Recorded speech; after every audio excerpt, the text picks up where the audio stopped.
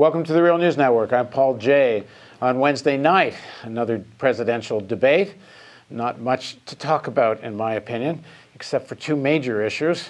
First of all, what wasn't said, the words climate change. One would have thought Hillary Clinton, if she actually is taking the climate issue seriously, would have made a rather big deal about it. The fact that Trump denies there even is such a thing as human-caused climate change. But once again, she doesn't even mention the words. But what was mentioned, which I thought was rather significant, was her further commitment to the no-fly zone in Syria. Secretary Clinton, you have talked about, and in the last debate and again today, that you would impose a no-fly zone to try to protect the people of Aleppo and to stop the killing there. President Obama has refused to do that because he fears it's going to draw us closer or deeper into the conflict. And General Joseph Dunford, the chairman of the Joint Chiefs of Staff, says, you impose a no-fly zone, chances are you're going to get into a war, his words, with Syria and Russia. So the question I have is, if you impose a no-fly zone, first of all, how do you respond to their concerns? Secondly, if you impose a no-fly zone and a Russian plane violates that, does President Clinton shoot that plane down? Well, Chris, first of all, I think a no-fly zone could save lives and could hasten the end of the conflict. I am well aware of the really legitimate concerns that you have expressed from both the president and the general. This would not be done just on the first day. This would take a lot of negotiation. It would also take making it clear to the Russians and the Syrians that our purpose here was to provide safe zones on the ground. And now joining us to talk about that and other things from the debate, first of all, is Medea Benjamin. She's the co-founder of the peace group Code Pink and the human rights organization Global Exchange. Her latest book is Kingdom of the Unjust, Behind the U.S.-Saudi Connection. And joining us is Max Blumenthal, who's an award-winning journalist and best-selling author. He's the author of Goliath, Life and Loathing in Greater Israel. And his latest book is The 51-Day War, Ruin and Resistance in Gaza. Thank you both for joining us. Thank you. Good to be on. Max, what do you make of her almost, I would say, doubling down on the no-fly zone in Syria? She's had criticism from the Pentagon. President Obama says that it's not the right thing to do. The Pentagon, some generals have said this could lead to a greater war and U.S. involvement. But she gave a very affirmative declaration that she, if president, and it looks like she is going to be the president, that she plans to do it. Yeah, she sounded more sincere about that than she did about shoring up the middle class, which was disturbing. And at the same time, I think it was the first time I've seen her actually challenged on a no-fly zone. Chris Wallace correctly pointed out that General Joseph Dunford, the head of the Joint Chiefs of Staff, in testimony before the Armed Services Committee in the Senate, recently said that imposing a no-fly zone over Syria would mean going to war with the Syrian and Russian militaries. A war he didn't seem inclined to authorize. It's not only because you're required to shoot down aircraft if they fly anywhere. You have to destroy runways, military installations, government installations, and you have to somehow suppress Russian S-300 anti-aircraft missiles, which might actually be sort of difficult to do. It's going to require the full strength of the U.S. Air Force, along with probably all other branches of the military, according to a 2012 Pentagon estimate, and this is before Russia was involved in the Syrian theater. 70,000 U.S. service members would be required to impose a no-fly zone. So naturally, Hillary Clinton pivoted it away quickly to the image of the 5-year-old Omran Daknish covered in dust and blood pulled out of the rubble in eastern Aleppo. So this is the best that our probable next president can do in defending a no-fly zone, which is to not defend it at all. And I think she will, in February 2017, get the same assessment Barack Obama has gotten, which is that a no-fly zone is not only not feasible, it will lead to regime change, will hand over Syria to a collection of Salafist radicals, jihadists, and other assorted extremists. And these will be the people that a no-fly zone will provide air cover to. That's why Barack Obama hasn't done it. Okay, and then there's another point I wanted to make, which is that in introducing this question of a no-fly zone, Chris Wallace referred to the population of Aleppo, which is the largest city in Syria has 275,000. That is a complete lie, and we hear it over and over again in our media, and it's, I guess academics might call it problematic, and here's why. The population of Aleppo is 2.1 million. It is, as I said, the largest city in Syria. Most of that population lives under government control. But by referring to the entire population as simply the highest estimate of residents in eastern Aleppo, which is rebel-held territory where all the cameras are focused, which is under Syrian and Russian bombardment and has become this kind of kill box for civilians, where 1,000 at least members of al-Qaeda are operating and refuse to leave and may be obstructing civilians from leaving. You erase the entire western part of the city. You create the impression that the Syrian government is at war with its entire population and that the majority of the population isn't in fact living in government territory. And finally, you dehumanize anyone who isn't in front of a Western camera. In other words, if you are not the object of Western sympathy, then you don't exist. And so it's a completely racist frame, and we hear it over and over again that the population of the largest city in Syria is actually less than Cleveland. There was an interesting WikiLeaks that was released in March 2016. It seems to be a briefing written by someone in the State Department. It doesn't actually say from who or to who. It's 11/30/2015. It starts by saying the best way to help Israel deal with Iran's growing nuclear capability is to help the people of Syria overthrow the regime of Bashar Assad. It clearly links the interest of Israel to America's interest in the overthrowing of Assad. Medea, what do you make of that as one of the motivations of American foreign policy in Syria, and certainly something that never gets talked about openly?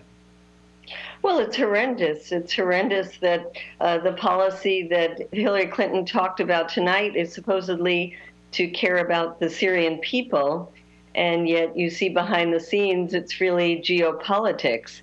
I thought it was interesting when she was asked about U.S. boots on the ground, she said no, because she knows that's what the American people want to hear. They don't want U.S. soldiers fighting in the Middle East anymore.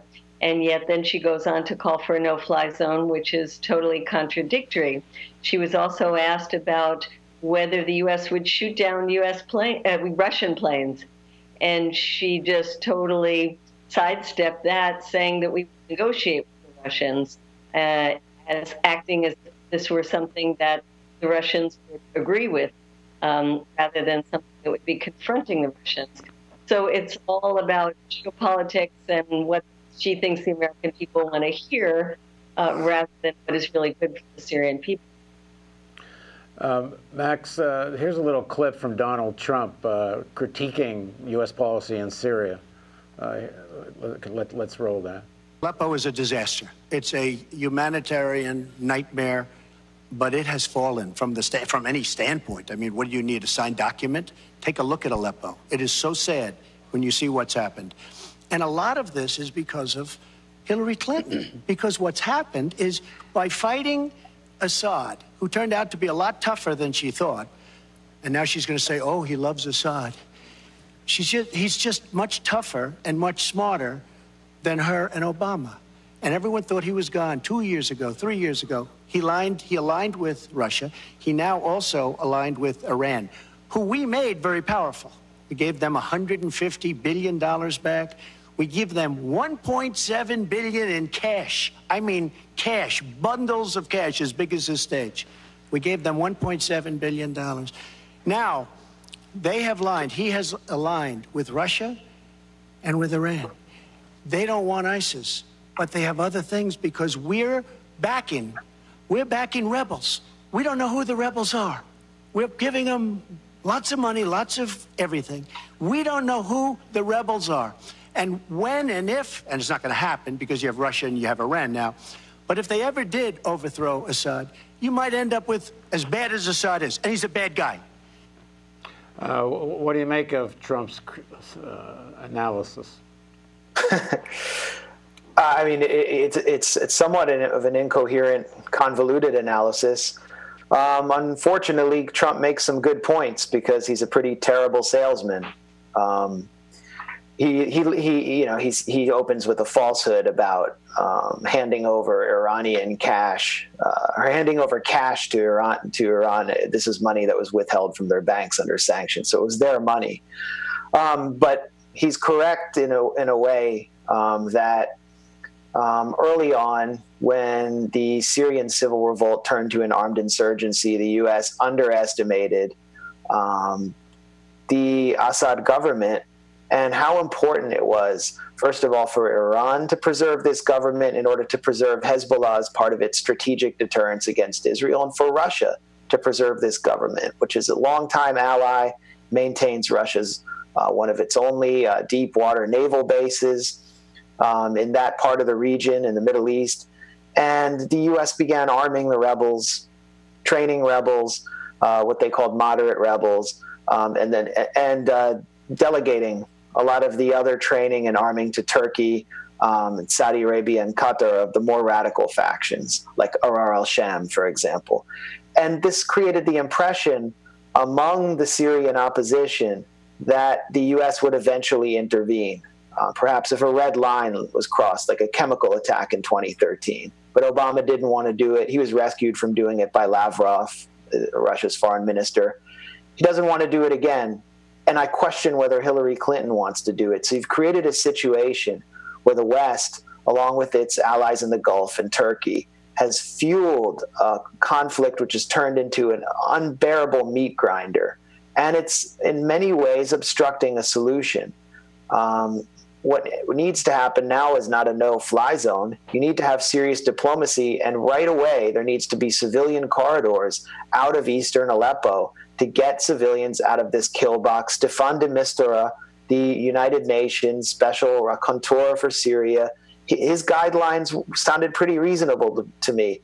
Al-Qaeda should leave eastern Aleppo, and Syria and Russia should stop bombing civilians there. But what we didn't hear from Hillary Clinton, the likely next president, is any kind of move towards that kind of diplomacy. And in fact, she didn't even acknowledge any foreign players in this Syrian catastrophe outside of Russia and Iran, which kind of highlights the confrontational posture that she's taking. Medea, Trump did call out the role of the Clinton Foundation and the Saudi donation to it, but I don't know if he got into the sort of more significant piece of that, because the other words that almost never get mentioned by Hillary Clinton in talking about Syria is the role of Saudi Arabia. Well, that's right. And he never questions, while she was Secretary of State, the huge amount of weapons deals that were done with Saudi Arabia. He also is very negative about the Iran nuclear deal, and in his ramblings basically says that the U.S. should tear up the Iran nuclear deal. So that's a very negative part of what he says.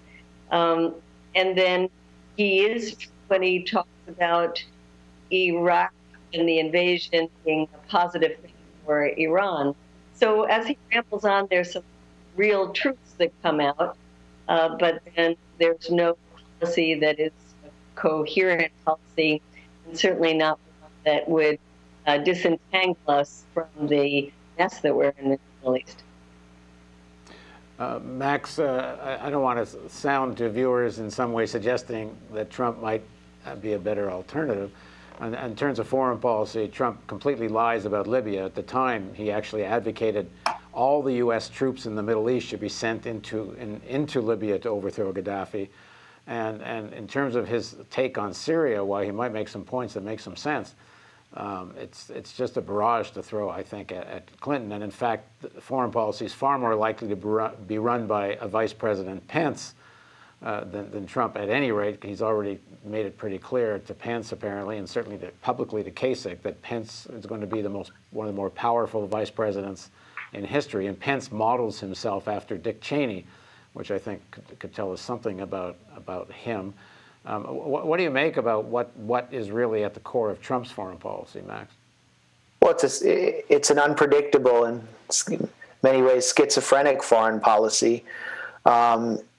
And you're right that he could delegate it to someone like Trump, just as he may pawn off to Pence, just as he, pawns it all off, his domestic policy off to Kasich. We've seen him basically take a list from the Federalist Society of judges to nominate and just rattle them off without thinking. His tax plan comes from the Club for Growth. He hasn't done any thinking on that. He's just basically going to be a salesman. And so, there's no way to take him at his word. What was interesting, I think, in the second debate, which was right after these comments about Trump bragging about sexually assaulting women came out, was that Pence was furious at Donald Trump, at his running mate. But the fury really flowed not from Pence's family values, evangelical Christianity, and his indignation about Trump's comments about women, but about what Trump said about Syria and his opposition to heightened Western intervention. So that's kind of troubling to me. It shows that Pence really buys into the kind of Washington foreign policy consensus on the Middle East and will play kind of a dominant role in a Trump administration. I think Trump, if he were to somehow enter the White House, and I don't know how he could do that at this point, would be one of the most hands-off presidents in history. And would hand over the reins of his administration to the same Republican establishment that he's been running against and condemning ever since he entered the primary. Yeah, I think it's the same. Medea, finally, there wasn't as much talk about Trump's language about women and the accusations against him as in the last debate. But how significant are these, do you think, in terms of assessing? As I say, it's unlikely he's going to be president now, and this seems to be one of the reasons. But what do you make of all this? Well, I think he's a sleazebag. I'm sure that many of these women are telling the truth. When you hear the way Donald Trump has talked about women during this whole campaign and the quotes that have been dredged up from him from the past, you certainly understand that Donald Trump is a misogynist. And he has abused women in his life, and he has a very macho view of women. I think it's unfortunate that we've spent so much time in this campaign on issues like this. But I think as a woman, I feel very insulted by Donald Trump. I'm amazed that a man like this, with the history that he has, the way he has treated women, has made it this far. All right, we'll continue this. Thank you both for joining us tonight. Thanks. And thank you for joining us on the Real News Network.